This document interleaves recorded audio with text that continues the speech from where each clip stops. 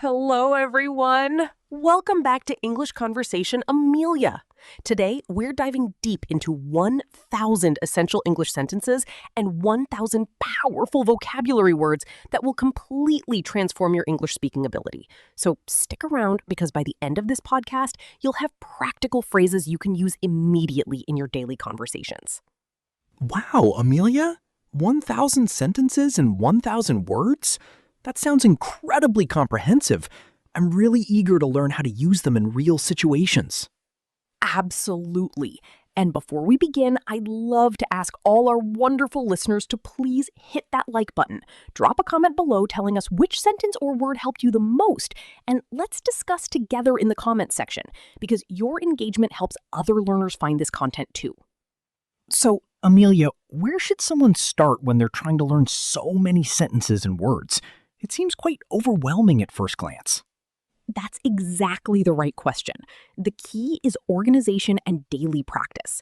Let's start with the most fundamental greeting sentences that you'll use every single day multiple times. For example, good morning. How are you doing today? This is more natural than just, how are you? Oh, I see. So, how are you doing today sounds more conversational and friendly than the basic, how are you, right? Precisely. And the response could be, I'm doing great, thanks for asking. Or, I'm doing well, how about yourself? These variations make you sound like a native speaker because you're not just repeating textbook phrases. I have to admit, I used to just say, I'm fine to everything. Now I understand why my English-speaking friends sometimes looked a bit surprised. Yes, I'm fine is grammatically correct, but it can sound a bit cold or short. Native speakers prefer, I'm doing well, or I'm good, thanks, which sound warmer and more engaging. What about when someone asks, what's up? I always found that confusing because they're not asking about the sky, right? Exactly right. What's up is informal and means, what's happening? Or how are things? You can respond with, not much, just relaxing, or nothing much, you? Or even, hey, good to see you. These variations are so helpful. Can we explore more everyday sentences that people actually use in different situations? Absolutely. Let's talk about morning routines. Here's a common sentence. I usually wake up at 6:30 in the morning. Notice I said at 6:30, not at 6:30, which is a common mistake learners make. Right. And what about describing what you do after waking up? How would you say that naturally? Great question. You could say, after I wake up, I brush my teeth and wash my face. Or, the first thing I do is check my phone for messages. These sentences describe habits, so we use present simple tense. I want to make sure I understand this correctly. So for daily habits and routines, we always use present simple. Like, I drink coffee every morning, not I am drinking coffee every morning? Exactly correct. I drink coffee every morning describes a habit, but I am drinking coffee right now describes what's happening at this specific moment. Understanding this difference is crucial for natural English. What about talking about breakfast? I always struggle with whether to say I eat breakfast, or I have breakfast, or I take breakfast. Excellent observation. In English, we say I have breakfast or I eat breakfast. Both are correct, but we never say I take breakfast. That's a direct translation from some languages, but it doesn't work in English. So I could say I usually have toast and eggs for breakfast, or I typically eat cereal with milk in the morning. Perfect! Those sentences are completely natural. And notice you used for breakfast and in the morning. Those prepositions are important. We say for breakfast, but in the morning, not at the morning. Prepositions are tricky. I remember saying, I'll meet you in Monday, and my friend corrected me to on Monday. Yes, prepositions can be challenging because they don't always translate directly. We say on Monday, in the morning, at night, in January, in 2024. Each situation uses different prepositions. Can we practice some sentences about getting ready for work or school? That's something everyone does daily. Wonderful idea. Here are some natural sentences. I need to get dressed for work. I'm getting ready for school. I have to leave in 20 minutes. I'm running late this morning. Oh, I'm running late. That's such a useful phrase. I used to say I am being late, which sounds incorrect now. Yes, I'm running late means you're behind schedule. You could also say I'm running behind or I'm gonna be late if you haven't left yet. What about transportation? How do we talk about going to work or school naturally? Great topic. Here are common sentences. I take the bus to work. I drive to the office. I walk to school. I ride my bike, or I commute by train every day. Notice we say take the bus, not go by the bus. Well, we could say go by bus, but not go by the bus, correct? Excellent catch. We say I go by bus or I take the bus. Both work. But if you say take, you need the before bus. These small details make your English sound more natural. How about when we arrive somewhere? What are the natural ways to express that? We say I arrive at work at 9 o'clock, I get to school around 8, or I reach the office by 9:30. All three verbs work: arrive, get, and reach, but they use different prepositions. Wait, so it's arrive at, get to, and reach without a preposition? Exactly right. I arrive at the station, I get to the station, but I reach the station. No preposition needed with reach. This is why English learners find prepositions challenging. Let's practice some workplace or classroom sentences, because that's where we spend most of our day. Perfect. Here are some useful ones. I have a meeting at 10 o'clock. I need to finish this report by Friday. The deadline is tomorrow. Can you help me with this project? These are so practical. What about asking for help or clarification? I always feel nervous about that. Don't be nervous. Here are polite ways to ask. Could you explain that again, please? I'm not sure I understand. Would you mind repeating that? Can you give me an example? Those sound so much more professional than just saying, what? Or I don't understand. Exactly. Politeness is key in English, especially in professional settings.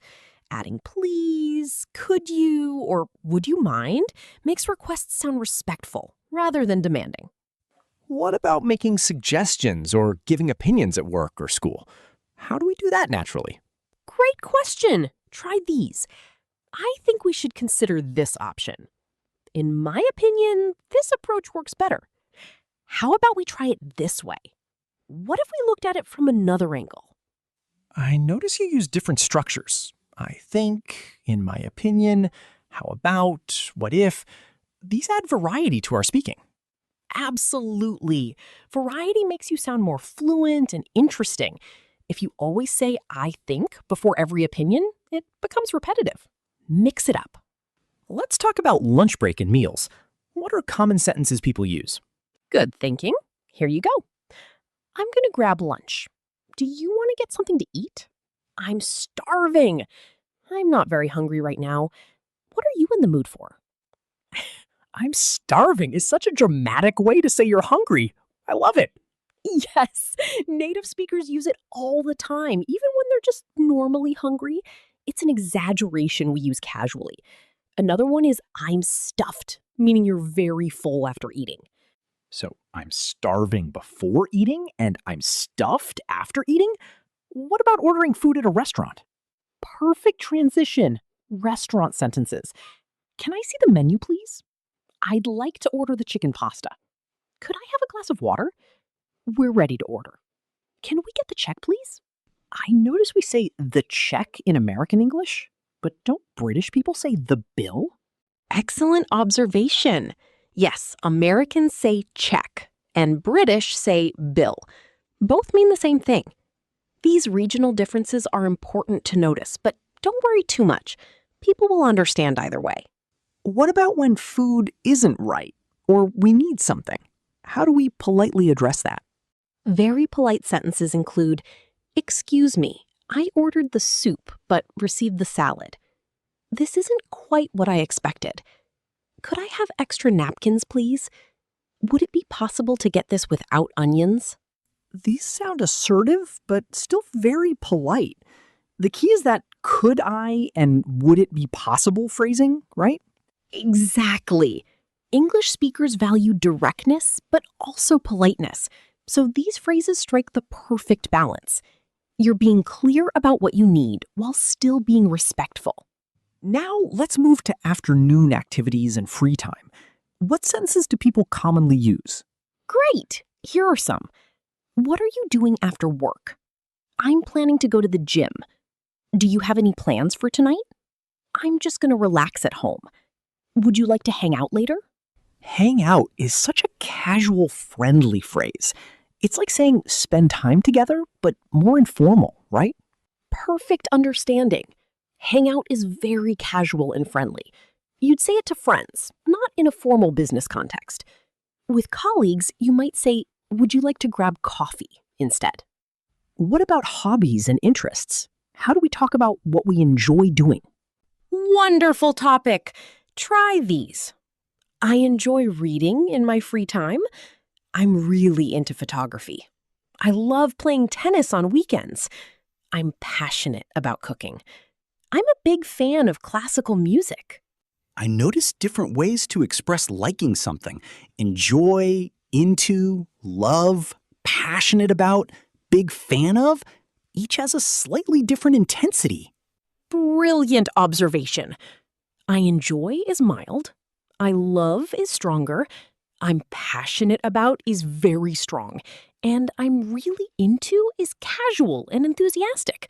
Choose based on how much you actually like something. What about asking others about their interests? What sounds natural and friendly? Here are some great conversation starters. What do you like to do for fun? Do you have any hobbies? What are you interested in?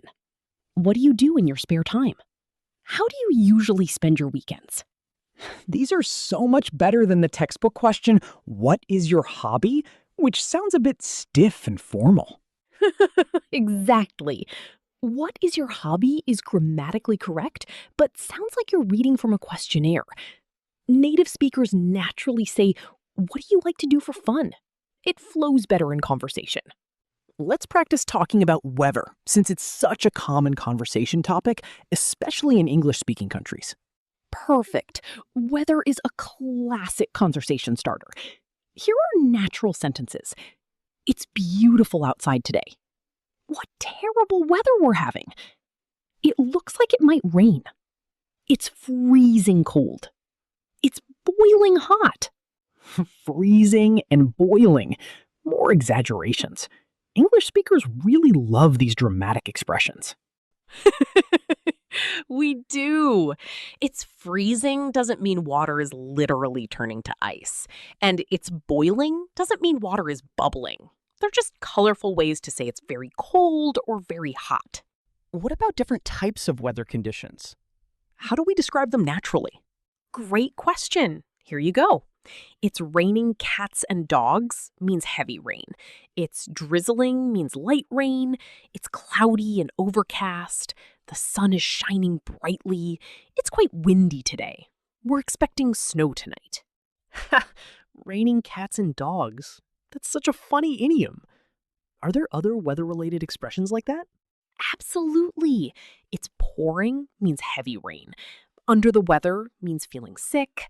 Break the ice means start a conversation. A storm is brewing can mean literal weather or trouble is coming. These idioms make English so colorful and interesting. Should learners focus on learning them? Definitely, but gradually. Start with common ones you'll actually use. Don't try to memorize hundreds at once. Learn them in context, like we're doing now, and they'll stick better. Let's talk about evening routines and winding down after a busy day. Excellent. Here are typical evening sentences. I'm heading home now. What's for dinner tonight? I need to cook something. I'm ordering takeout. I'm too tired to cook. Let's just heat up leftovers. Takeout means food you order from a restaurant to eat at home, right? Is that different from delivery? Good question. Takeout or takeaway in British English usually means you pick it up yourself, while delivery means they bring it to you. But many people use them interchangeably nowadays. What about talking about what you're going to watch on TV or streaming services? That's a common evening activity. Definitely. Try these.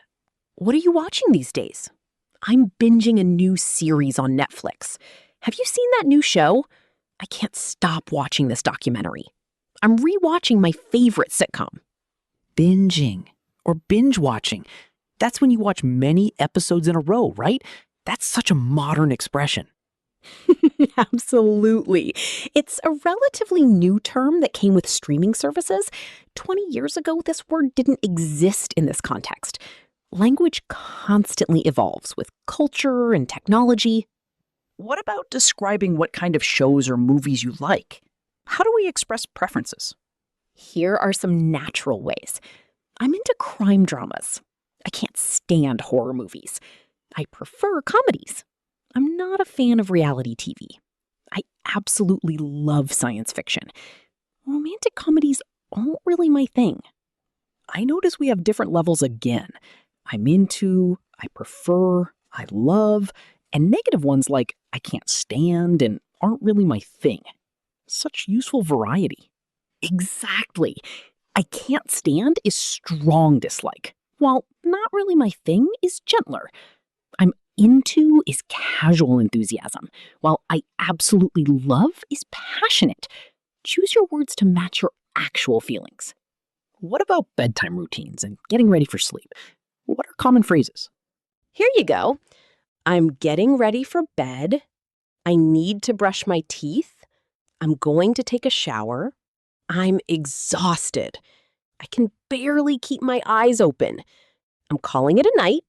Sweet dreams. I'm calling it a night. That means you're done for the day and going to bed, right? Not literally making a phone call. Exactly.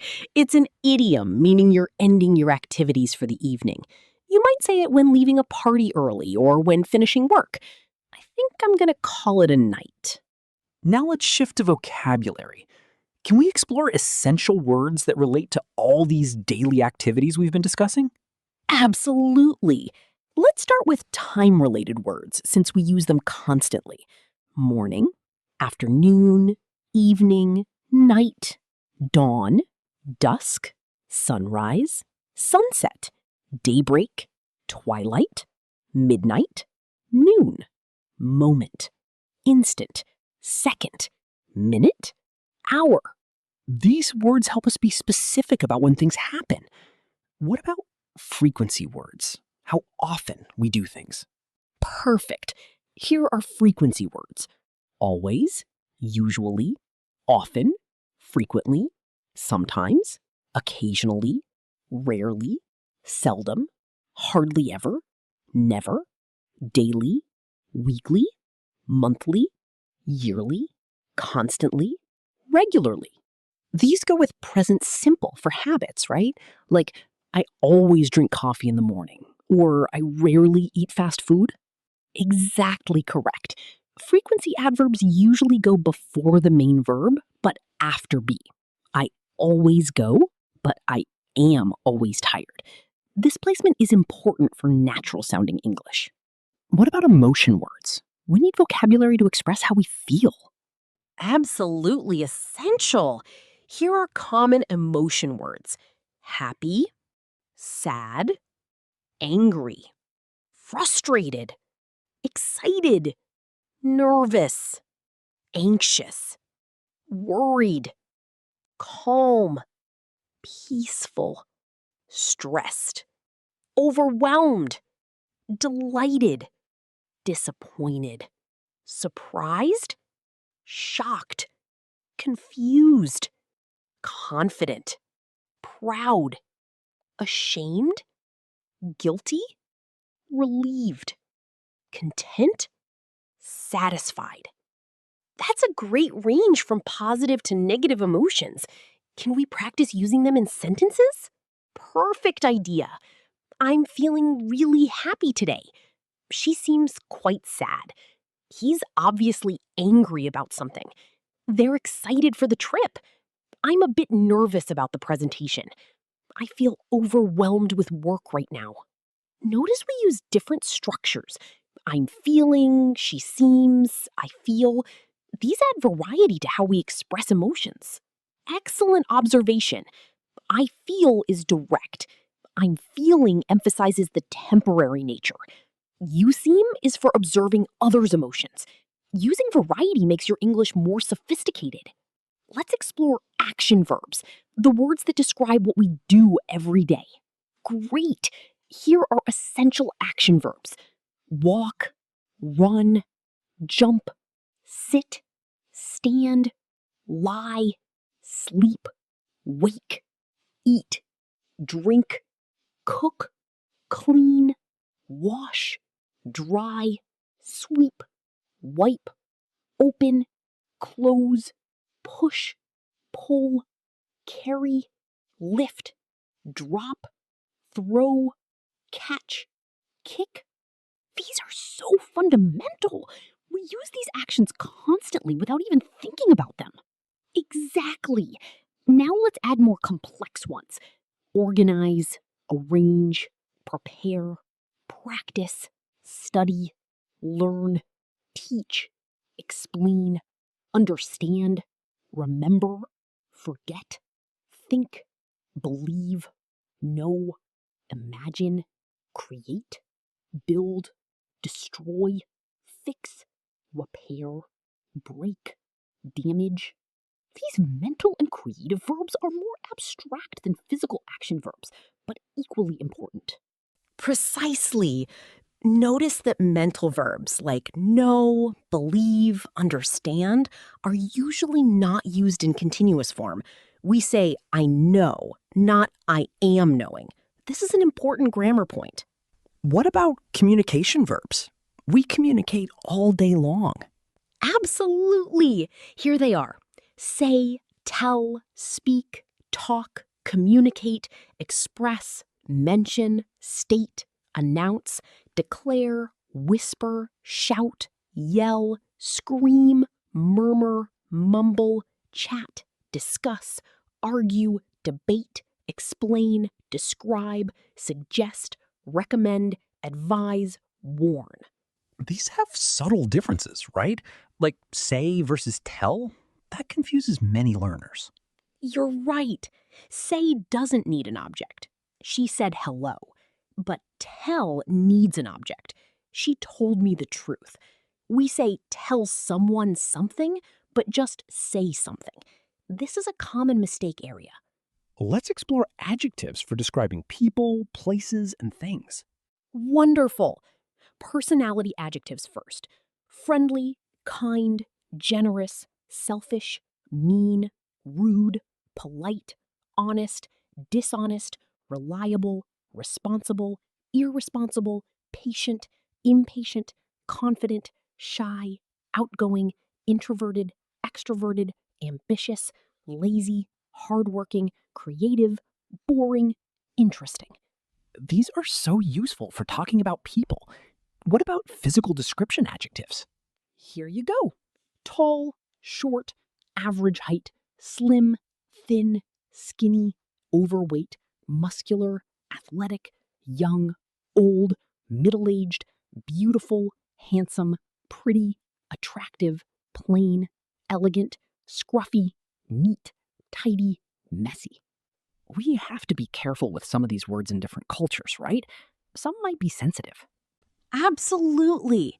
In English-speaking cultures, commenting on someone's weight or age can be considered rude unless you're very close.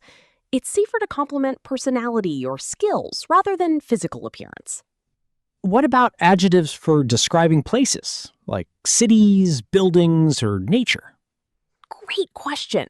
Here are place adjectives: beautiful, ugly, modern, ancient, old, new, spacious, cramped, crowded, empty, quiet, noisy, peaceful, chaotic, clean, dirty, polluted, pristine, urban, rural, remote, accessible, convenient, dangerous, safe.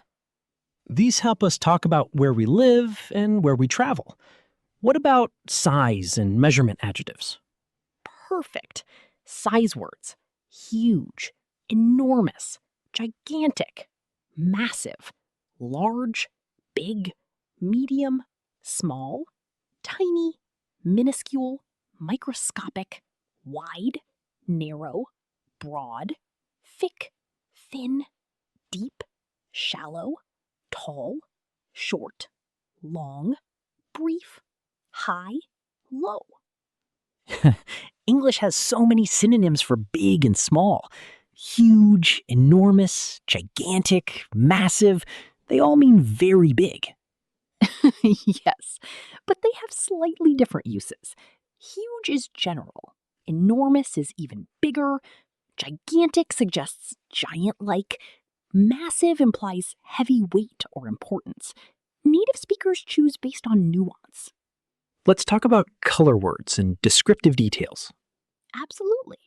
Basic colors: red, blue, green, yellow, orange, purple, pink, brown, black, white, gray.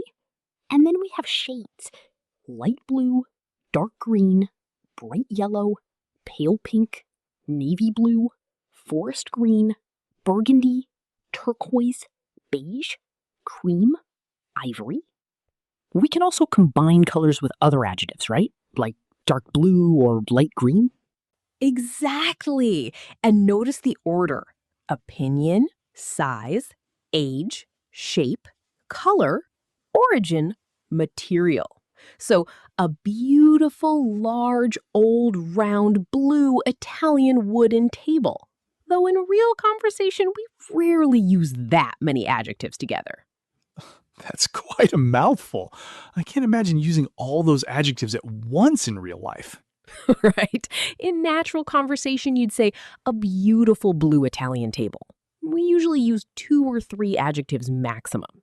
The order matters, though, when we do use multiple ones. What about taste and food vocabulary? We eat every day, so these must be essential. Definitely. Taste words: delicious, tasty, yummy, disgusting, awful, bland, flavorless, sweet, salty, sour, bitter, spicy, hot, mild, savory, tangy, fresh, stale, crispy, crunchy, soft, tender, tough, chewy, juicy, dry. These really help describe food experiences. What about cooking methods? Great thinking. Cooking verbs: bake, roast, grill, fry, boil, steam, simmer, saute, stir fry, deep fry, barbecue, microwave, heat, reheat, defrost, marinate, season, garnish, chop, slice, dice, mince, peel, grate. So many different ways to prepare food. Each method creates different flavors and textures. Exactly. Bake is in the oven for bread or cakes. Roast is for meat or vegetables in the oven. Grill is direct heat from below. Fry is in oil on the stovetop. Each technique is distinct. Let's explore shopping and money vocabulary. Since we all shop regularly, Perfect! Shopping words: buy, purchase, shop, browse, window shop, bargain, discount, sale, clearance, price, cost, expensive, cheap, affordable, reasonable, overpriced, value, quality, receipt, refund, exchange, return, warranty. What's the difference between expensive and overpriced? Don't they both mean something costs a lot? Good question. Expensive is neutral. It just means high price. Overpriced is negative. It means the price is too high for what you get. A luxury car is expensive but fair. A cheap product sold at high price is overpriced. that's a useful distinction. What about payment methods in money transactions? Here you go. Cash, credit card, debit card, payment, transaction, transfer, deposit, withdraw, save, spend, waste, budget, invest, lend, borrow, owe, debt, loan, installment, interest, account, balance. These are practical words for managing finances. Can we practice them in sentences? Absolutely. I prefer to pay by credit card. Can I withdraw some cash? I need to save money for vacation. I borrowed money from my friend. I owe you $20. This is a waste of money. Notice borrow is taking money, lend is giving money. These confuse many learners. Excellent point. I borrowed money from someone, and someone lent money to me. The prepositions and direction are important. Think borrow equals receive, lend equals give. What about technology vocabulary? We use technology constantly in modern life. So important. Technology words.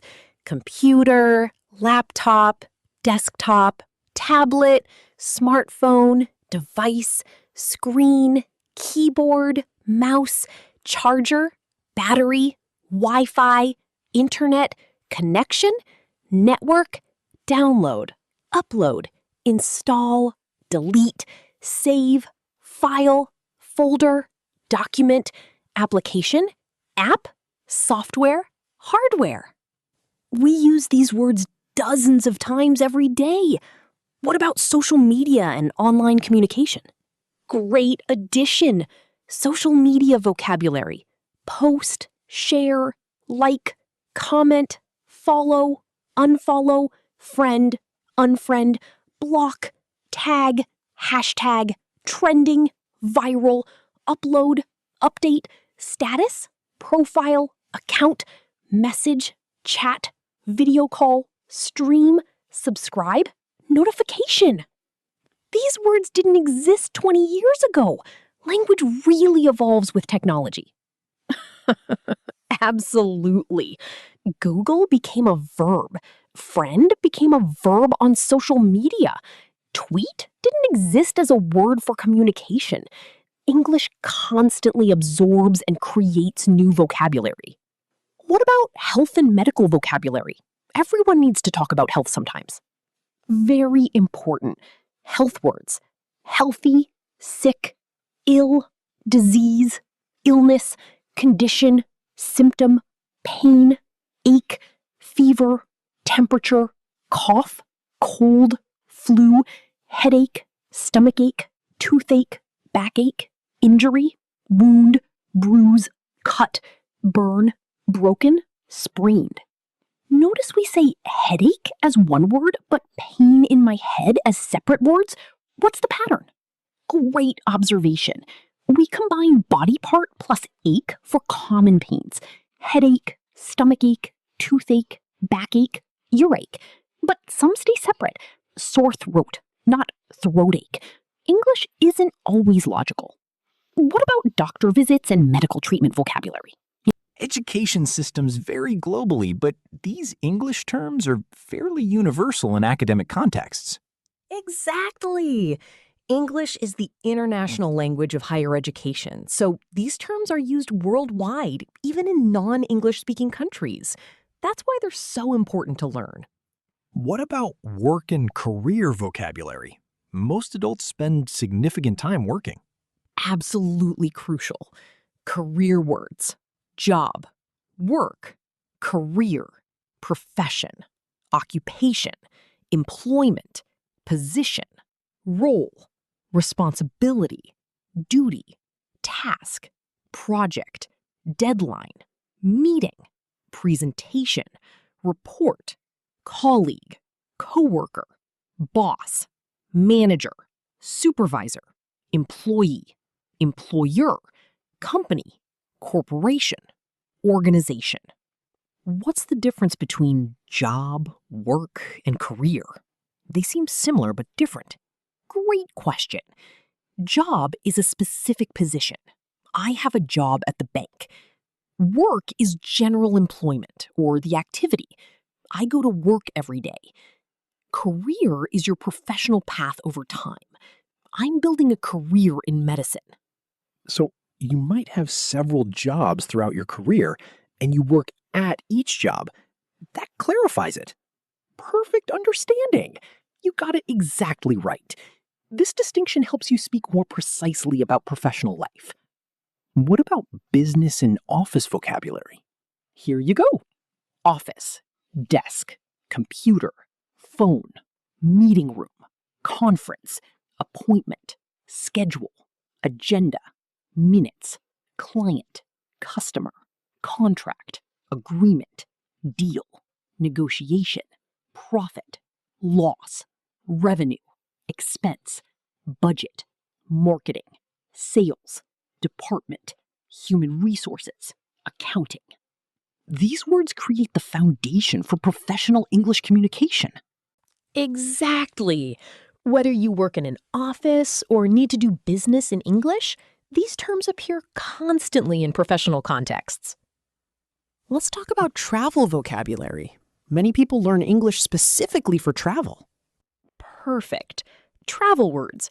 Trip, journey, voyage, tour, vacation, holiday, destination, tourist, traveler, passport, visa, ticket, boarding pass, luggage, baggage, suitcase, backpack, airport, flight, plane, train, bus, taxi, hotel, reservation, check-in, check-out, reception, lobby, key, room service, amenities, facilities, breakfast included, vacancy, no vacancy.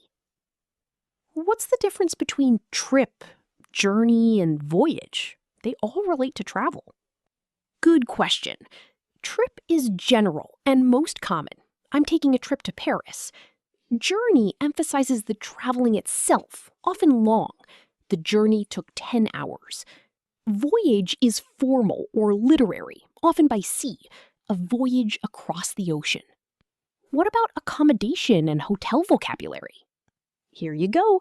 Hotel, motel, hostel, resort, guest house, bed and breakfast, room, single room, double room, suite, reservation, booking, check-in, check-out, reception, lobby, key, room service, amenities, facilities, breakfast included, vacancy, no vacancy.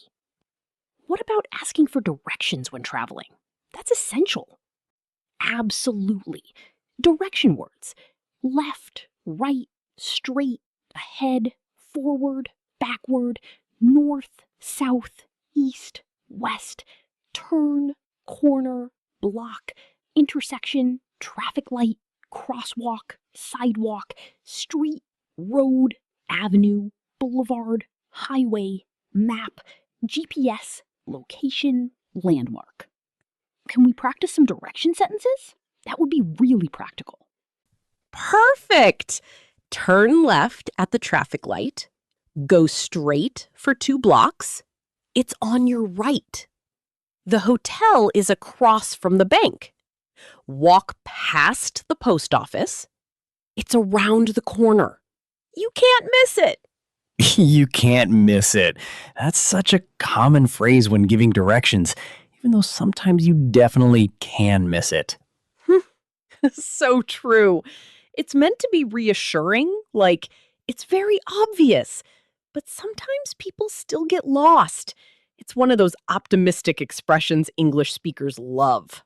What about nature and environment vocabulary? This is important for describing the world around us. Beautiful topic. Nature words. Tree, flower, plant, grass, bush, forest, jungle, mountain, hill, valley, river, stream, lake, ocean, sea, beach, island, desert, field, meadow, sky, cloud, sun, moon, stars, rain, snow, wind. These help us appreciate and describe the natural world. What about weather phenomena? Here you go. Storm, thunder, lightning, tornado, hurricane, typhoon, blizzard, hailstorm, fog, mist, dew, frost, rainbow, sunshine, shadow, temperature, climate, season, spring, summer, autumn, fall, winter. Notice Americans say fall and British say autumn for the same season. Exactly right. Both are correct. Fall, because leaves fall from trees. Autumn, from Latin. British English tends to use Latin-based words more. American English has more Germanic-based words. What about animals? That's fun vocabulary to learn. Definitely.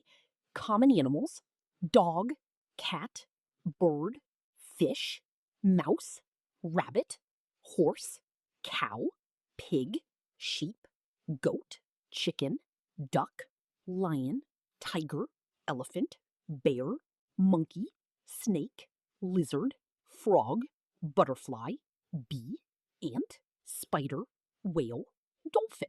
We also have different words for baby animals, right? Like puppy for baby dog. Excellent point. Baby animals. Puppy, kitten, chick, duckling, lamb, calf, foal, piglet, cub. English has specific words for many baby animals, which is quite charming. Duckling is such a cute word. It sounds adorable just saying it. It does. The suffix ling often indicates something small or young. Duckling, gosling, sapling.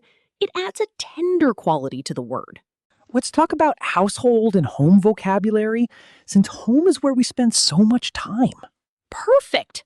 Home words: house, apartment, flat, room, bedroom, bathroom, kitchen, living room, dining room, garage, basement, attic, garden, yard, door, window, wall, floor, ceiling, roof, stairs, furniture, appliance. What about specific furniture and household items? Here you go. Sofa, couch, chair, table, desk, bed, mattress, pillow, blanket, curtain, carpet, rug, lamp, shelf, cabinet, drawer, mirror, picture, television, refrigerator, stove, oven, microwave, dishwasher, washing machine, dryer. These are things we use and see every single day. What about cleaning vocabulary? Cleaning words: clean, wash, scrub, wipe, dust, vacuum, sweep, mop, polish, organize, tidy, arrange, broom, vacuum cleaner, mop, bucket, sponge, cloth, detergent, soap, cleaner, trash, garbage, rubbish, bin. Notice trash and garbage are American. Rubbish is British. Same meaning, different words. Exactly. And bin is more British, while trash can or garbage can is more American. These regional differences are interesting, but don't worry, people understand both versions. What about clothing and fashion vocabulary? We get dressed every day. Absolutely. Clothing words: shirt, blouse, t-shirt, pants, trousers, jeans, skirt, dress, suit, jacket, coat, sweater, cardigan, hoodie, shorts, underwear, socks, shoes, boots, sandals, sneakers, hat, cap, scarf, gloves, belt, tie. Pants means trousers in American English, but underwear in British English, right? That could cause confusion. Yes, an American saying nice pants means nice trousers, but a British person might be confused. British say trousers for outerwear and pants for underwear. Context usually makes it clear, though. What about describing clothing? Styles, patterns, materials? Great question. Styles: casual, formal, elegant, sporty, trendy, fashionable, old-fashioned, vintage, modern. Patterns: striped, checked, plaid, polka-dotted, floral, plain, solid. Materials: cotton, wool, silk, leather, denim, polyester, linen. These adjectives help us describe exactly what we're wearing or shopping for. Exactly. Instead of just blue shirt, you can say light blue cotton striped shirt. Much more descriptive and precise. What about family and relationship vocabulary? These are fundamental to our lives. Absolutely essential. Family words: parents, mother, mom, father, dad, sister, brother, sibling, daughter, son, grandmother, grandfather, grandparents, aunt, uncle, cousin, niece, nephew, husband, wife, spouse, partner. What about extended family and in-laws? Those relationships can be confusing. Good point. In-laws. Mother-in-law, father-in-law, sister-in-law, brother-in-law, son-in-law, daughter-in-law. Step-family, stepmother, stepfather, stepsister, stepbrother, stepchild. Half-family, half-sister, half-brother. These terms help explain complex family structures. What about relationship status vocabulary? Here you go. Single, in a relationship, dating, engaged, married, separated, divorced, widowed, partner, boyfriend, girlfriend, fiancé, fiancée, spouse, ex-boyfriend, ex-girlfriend, ex-husband, ex-wife. Notice fiancé is male, fiancée is female. One of the few French words in English that keeps gender distinction. Excellent observation. Most English nouns don't have gender, but a few borrowed French words like fiancé, fiancée, and blonde, blonde technically do, though many people ignore the distinction nowadays. Let's explore feelings and sensations vocabulary beyond just emotions. Great idea.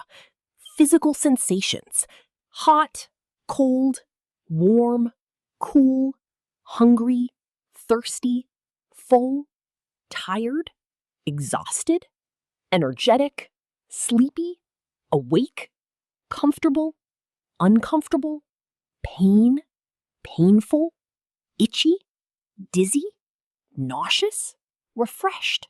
These describe how our bodies feel throughout the day. What about intensity words? Perfect. Intensity adverbs: very, extremely, incredibly, really, quite, rather, fairly, somewhat, a bit, a little, slightly, completely, totally, absolutely, utterly, perfectly, hardly, barely, scarcely. These modify adjectives and make our descriptions more precise, like very tired versus extremely tired. Exactly. I'm tired versus I'm extremely tired. The adverb shows how intense the feeling is. These small words make a big difference in meaning. What about quantity words? We need to talk about amounts all the time. Absolutely.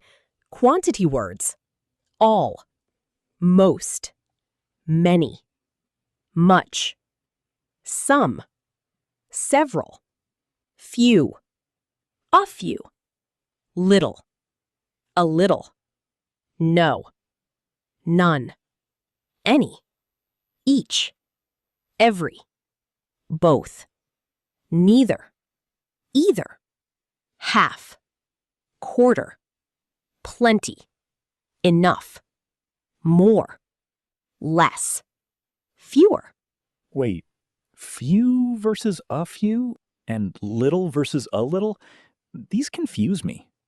What's the difference? Great question. Few and little are negative. I have few friends, means not many, almost none.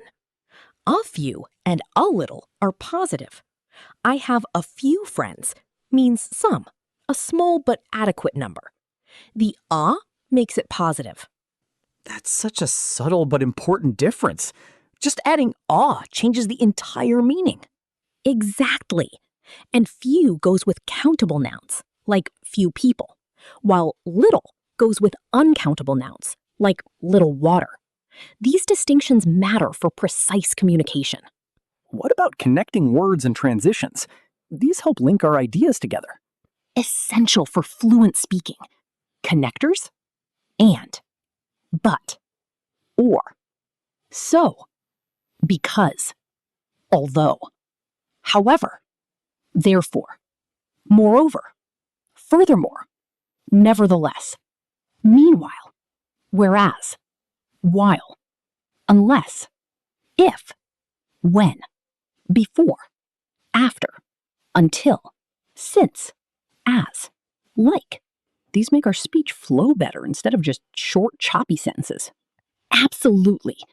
Compare, I was tired, I went to bed, versus, I was tired, so I went to bed.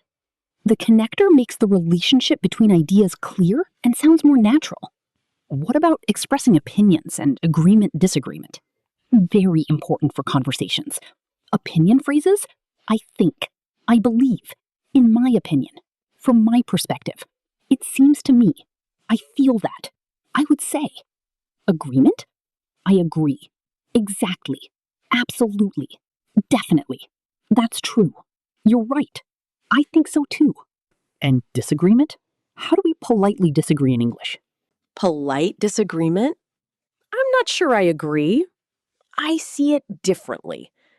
I understand your point, but actually, I think that's one way to look at it, but I respectfully disagree. These are diplomatic. Notice we soften disagreement with phrases like, I'm not sure, or actually. We don't just say, you're wrong. Exactly. English-speaking cultures value politeness in disagreement. Direct "you're wrong" sounds confrontational. We prefer "I see it differently," which is assertive but respectful. What about question words? We need these for asking questions and getting information. Fundamental. Question words who, what, where, when, why, how, which, whose, whom. Plus combinations. What time, what kind, how many, how much, how long, how often, how far, what type.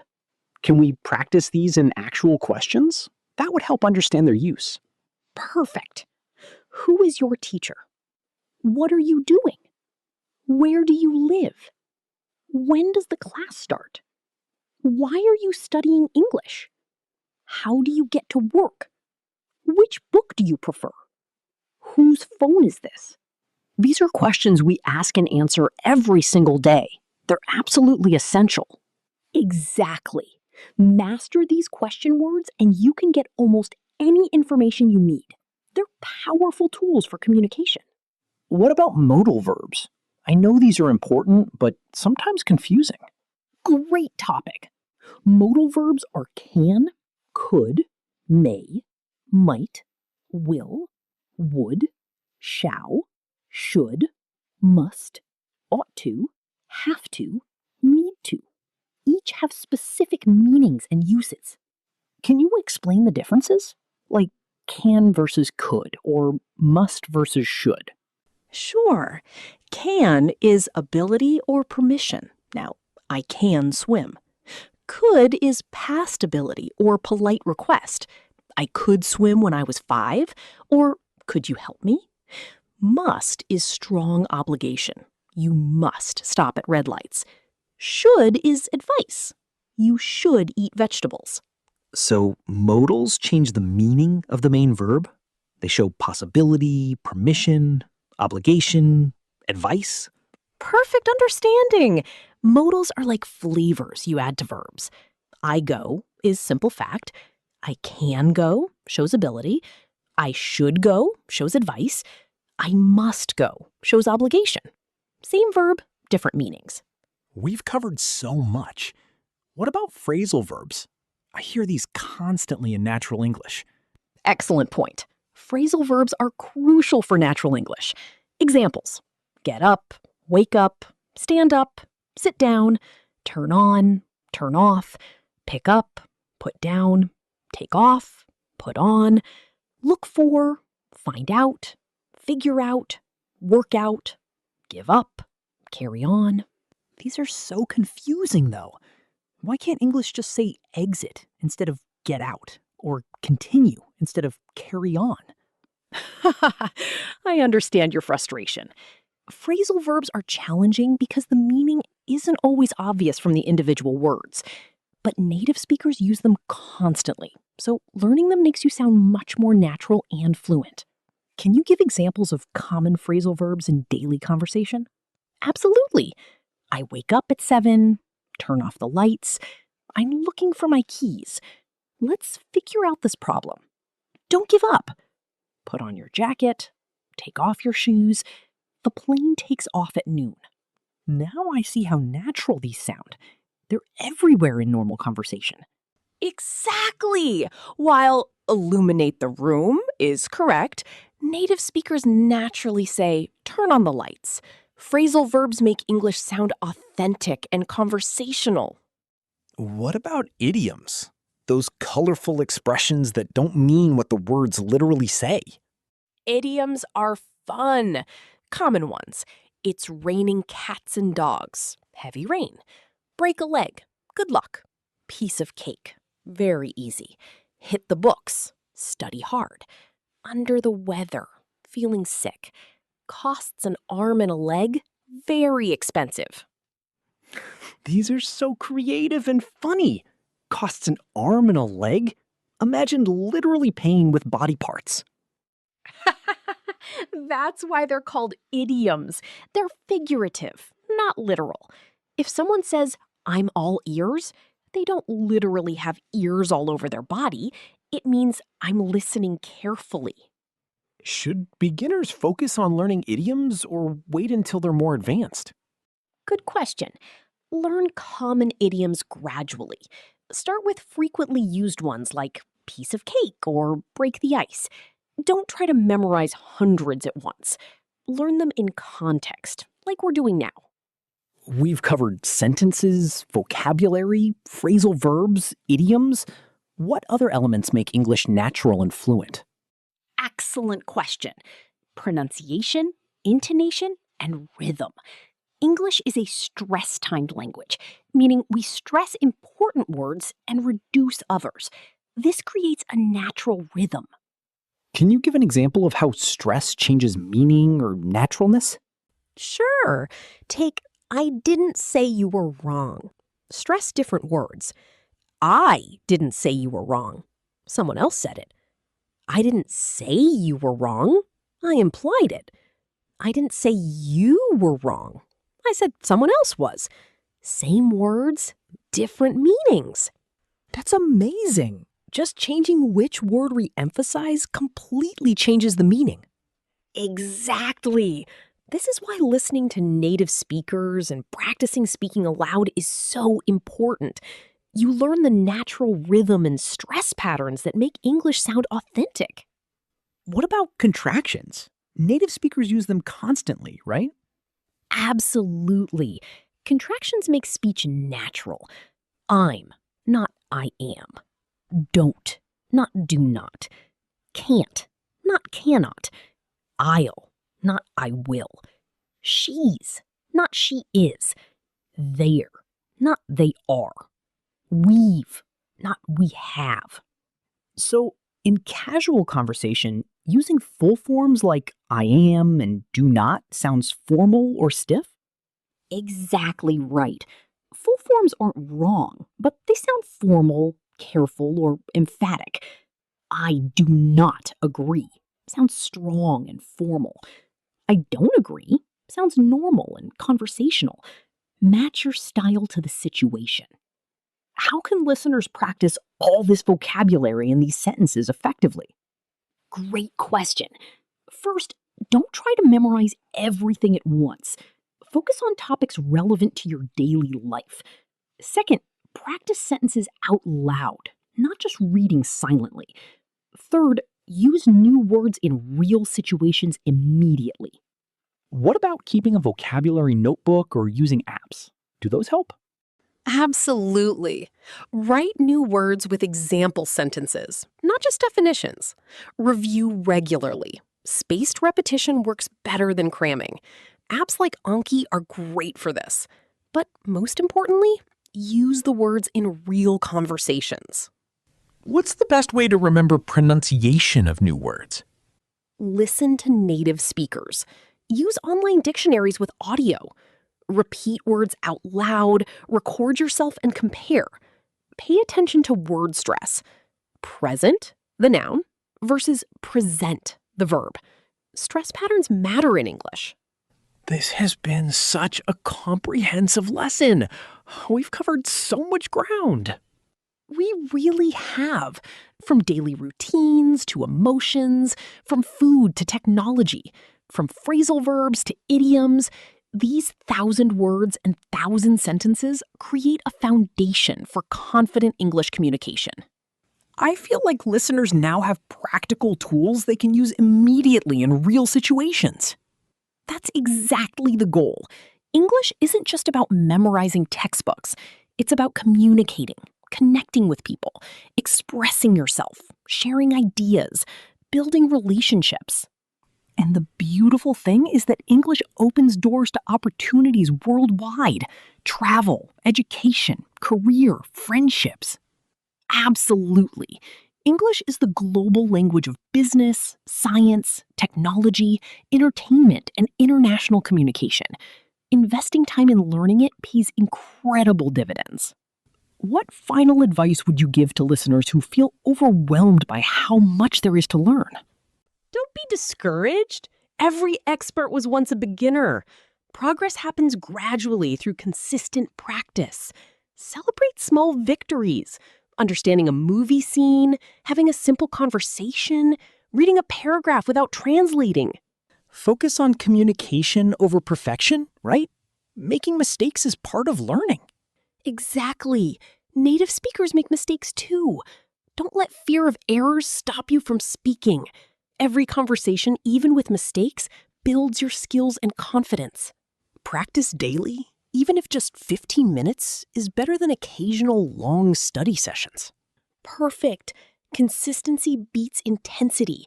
15 minutes daily creates a habit and keeps English active in your mind. Long breaks make you forget and lose momentum. What about consuming English media? Movies, podcasts, books? How important is that? Incredibly important. Immersion works. Watch movies with English subtitles, listen to podcasts like this one, read books at your level, follow English social media accounts. Surround yourself with English. And nowadays with the internet, we have unlimited access to authentic English content. Exactly. 20 years ago, learners had limited resources. Now you can watch YouTube, listen to podcasts, read news, join online communities, all free. Take advantage of these amazing resources. Should learners focus on British English or American English, or does it not matter? Good question. Choose one as your primary model for consistency, but don't worry too much. Differences exist in accent, vocabulary, spelling, but they're mutually understandable. Exposure to both is actually beneficial. And many countries have their own English varieties. Australian, Canadian, Indian, Singaporean English. Exactly. English is a global language with beautiful diversity. The goal is clear communication, not sounding exactly like someone from London or New York. Your accent is part of your identity. I remember worrying so much about my accent when I started. Now I realize communication is what matters. Yes. Many successful international speakers have accents. That's perfectly fine. Focus on clear pronunciation, but don't stress about sounding exactly like a native speaker. Authenticity and clarity matter most. So, to summarize for our listeners, what are the key takeaways from this comprehensive lesson? First, learn vocabulary in context with example sentences, not isolated words. Second, practice speaking aloud regularly. Third, focus on common, useful language for daily situations. Fourth, use English actively, not just passively studying. Fifth, don't fear mistakes. They're learning opportunities. Sixth, be consistent with daily practice. Seventh, immerse yourself in authentic English content. Eighth, connect with other learners or native speakers for real conversation practice. Ninth, celebrate progress and stay motivated. 10th, remember that fluency is a journey, not a destination. This podcast has given listeners so many practical tools, sentences, vocabulary, tips, and encouragement. And remember, everyone in our comment section below, please share which sentence or word was most useful to you. Let's create a supportive learning community where we can help each other. Yes! Comment your favorite phrase, ask questions, share your own learning tips. Engaging with fellow learners accelerates everyone's progress. And don't forget to hit that like button to help other English learners discover this content. Your engagement makes a real difference. Subscribe to English Conversation Amelia for more comprehensive lessons like this one. Consistent learning leads to consistent improvement. We're building a global community of English learners supporting each other on this journey toward fluency and confidence. I can already imagine listeners practicing these sentences in their daily lives, ordering coffee, chatting with colleagues, making new friends. That's the beautiful goal. English connecting people across cultures, creating understanding, opening opportunities, building friendships that span the globe.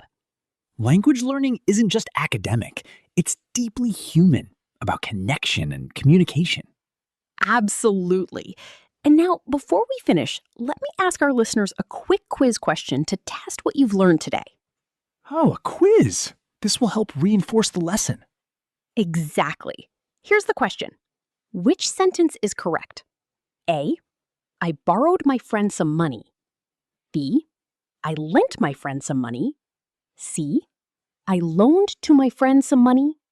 Or D, I borrow my friend money. Take a moment to think. This tests understanding of borrow versus lend, which we discussed earlier. Exactly right. The answer is B. I lent my friend some money. Remember, you lend to someone, they borrow from you. Lend is giving, borrow is receiving. If you got it right, congratulations. If not, don't worry. Review that section and practice the difference. Please comment below with your answer and let us know how you did. Share what you found challenging or what you'd like to learn more about in future episodes. Your feedback helps Amelia create content that truly serves your learning needs. Thank you so much for spending this time with us on English Conversation Amelia. Keep practicing, stay motivated, and remember, every word you learn, every sentence you practice brings you closer to fluency. Until next time, keep speaking, keep learning, keep growing. Your English journey is just beginning, and we're here to support you every step. Goodbye, everyone, and happy learning. See you in the next episode.